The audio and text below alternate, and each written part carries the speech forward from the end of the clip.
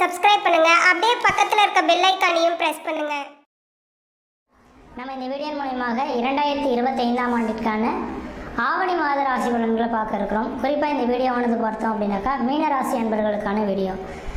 இந்த மீனராசி அன்பர்களுக்கு ஆவணி மாத கிரகநிலை ஆராயும்போது உங்களுடைய ராசிநாதன் சொல்லக்கூடிய கிரகமானது குரு பகவான் ராசிக்கு 4ஆம் இடத்துல குரு சுக்கிரனோட தொடர்பு ஏற்பட்டிருக்குது. ஒரு வளர்ச்சிக்கான ஒரு மாத காலகட்டம்னு சொல்லலாம்.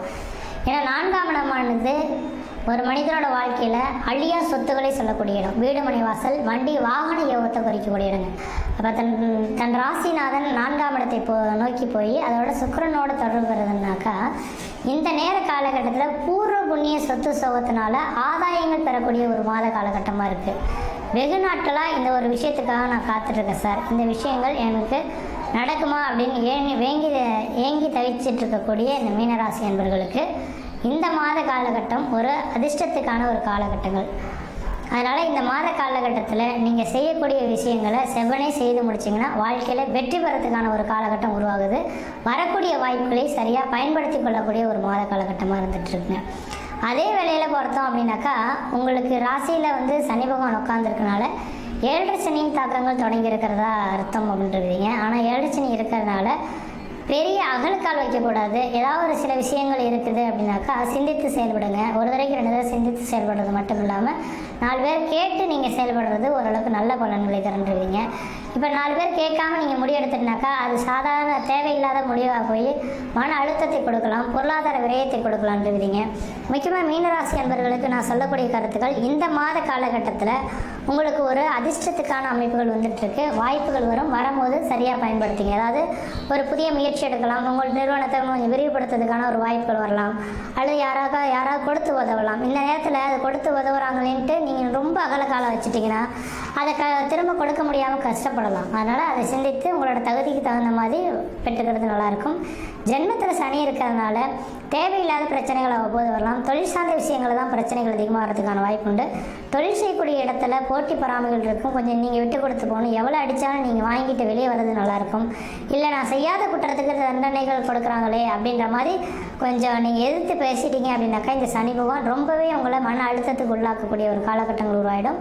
அதனால் சிந்தித்து நீங்கள் செயல்படுறது தான் அறிவின் திறமைகளாக இருக்கும் அப்படின்றத ஆணித்தரமாக சொல்ல விரும்புகிறேன்.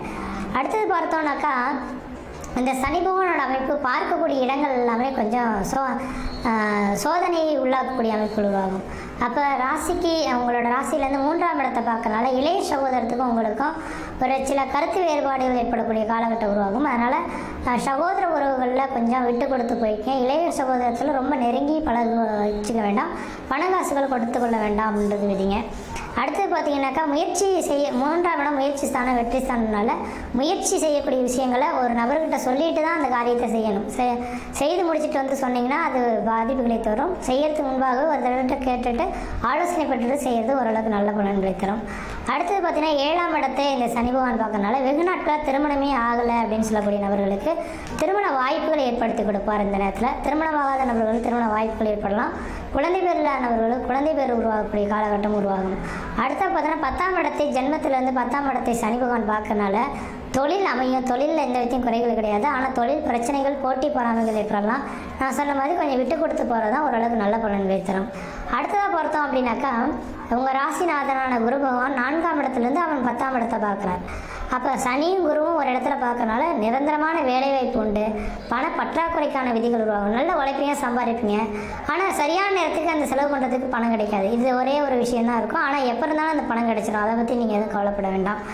அடுத்து பார்த்தீங்கன்னா 12ஆம் இடத்தை இன்றைக்கு குரு பகவான் பார்க்குறார். 2026 ஜூன் 1ஆம் தேதி வரலும் பார்க்க இருக்கிறார்.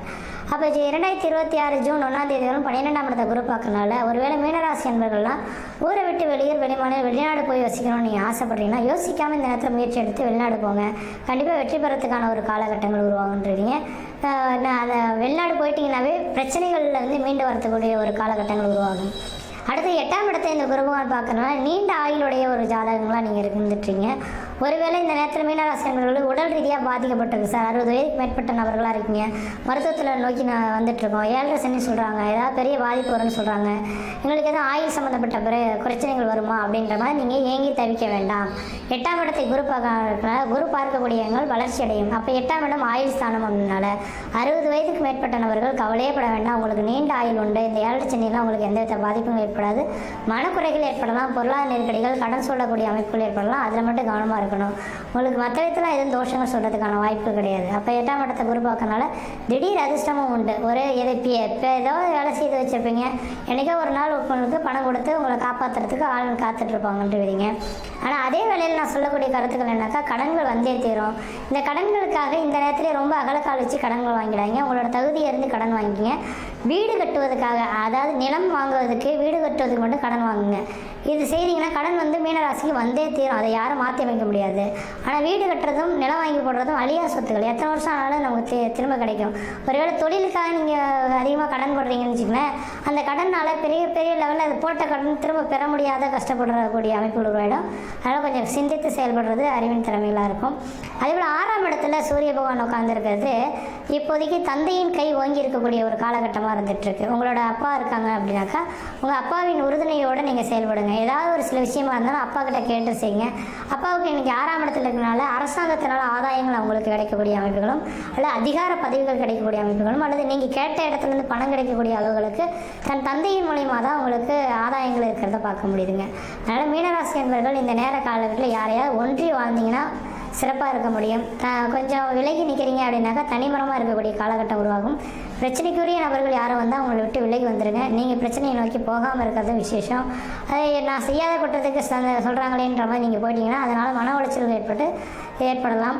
அதே போல் பார்த்தீங்கன்னா கணவன் மனைவி உறவுகளும் ரொம்ப ரொம்ப எச்சரிக்கையாக இருக்கணும். இன்றைய தேதி மட்டும் கிடையாது, 2028ஆம் ஆண்டு வரலும் கணவன் மனைவி உறவுகளை விட்டு கொடுத்து போங்க. ஒருத்தர் நல்லா புரிஞ்சு பழகிட்டீங்க, புரியாமல் விட்டுட்டீங்க, கண்டிப்பாக அதில் பிரிவுகள் சந்திச்சிடலாம்.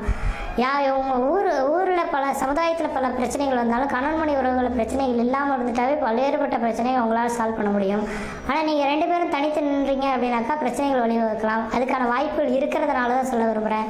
இப்போ அதுக்கு மட்டும் வழிவிடாமல் நீங்கள் 2 பேரும் சேருங்க. சார், ஒருவேளை கணவன் மனைவி உறவுகள் பிரச்சனைகள் இல்லாமல் இருக்குன்னா என்ன சார் செய்யலாம்னாக்கா அர்த்தநாதீஸ்வரரை வழிபாடு செய்கிறது மிகப்பெரிய ஒரு விசேஷத்தை கொடுக்கும். ஆணும் பெண்ணும் கலந்த அர்த்தநாதீஸ்வரர் போயிட்டு வழிபாடு செய்வீங்க. வழிபாடு செய்துட்டு வந்தீங்கன்னா ஒருத்தர் இது விட்டு கொடுத்து போகக்கூடிய அமைப்புகள் உருவாகும். அதே போல் அரசு துறையில் வேலை செய்யக்கூடிய நபர்களுக்கு உங்களுக்கு அரசு வேலையை விட்டு விலகி வந்துடலாமா, எனக்கு உயர்ந்த அதிகாரிகள் பெரிய பணிச்சுமை கொடுக்குறாங்களேன்ற மாதிரி நினைக்கலாம். கண்டிப்பாக கஷ்டமாக நஷ்டமாக நீங்கள் அந்த வேலைகளை அப்படியே கொண்டுட்டு போயிடுங்க. இல்லையே நாங்கள் விட்டுட்டிங்கன்னா வாழ்க்கையில் ரொம்ப கஷ்டப்படக்கூடிய அமைப்புகள் உருவாகும். வெளிநாடு வாய்ப்புகள் பெறக்கூடிய நபர்களுக்கு மட்டும் வெளிநாடு வாய்ப்புகள் மிகப்பெரிய ஒரு அதிர்ஷ்டத்தை கொடுக்கும்.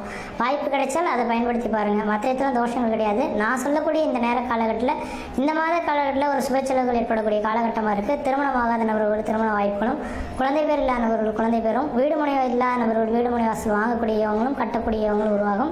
தொழில் அமைப்புகளில் ஒரு சில மாற்றங்கள் ஏற்படக்கூடிய காலகட்டம் உருவாகும். அந்த மாற்றங்கள் இருந்தால் ஏற்படுத்திக் கொள்ளுங்கள். முக்கியமாக வெளிநாடு வெளிமாநில தொடர்புகள் இருந்தால் ஏற்படுத்திக் கொள்வது நல்லாயிருக்கும். சொந்த பந்தத்து உறவுகளை ரொம்ப நெருங்கி பழக வேண்டாம், அளவாக வச்சுக்கிங்க. சகோதர உறவுகளை கொஞ்சம் விட்டு கொடுத்து போய்க்க நல்லாயிருக்கும். தந்தையின் கை ஓங்கி இருக்கனால தந்தையோட கொஞ்சம் நீங்கள் அனுசரித்து போனீங்கன்னா அவங்களுடைய ஆறுதல்களாலையும் அவங்களோட வளர்ச்சியாலும் நீங்கள் மெருகேறக்கூடிய ஒரு காலகட்டமாக இருக்கும். மற்ற விதத்தில் எந்த தோஷங்கள் பாதிக்க முடியாது.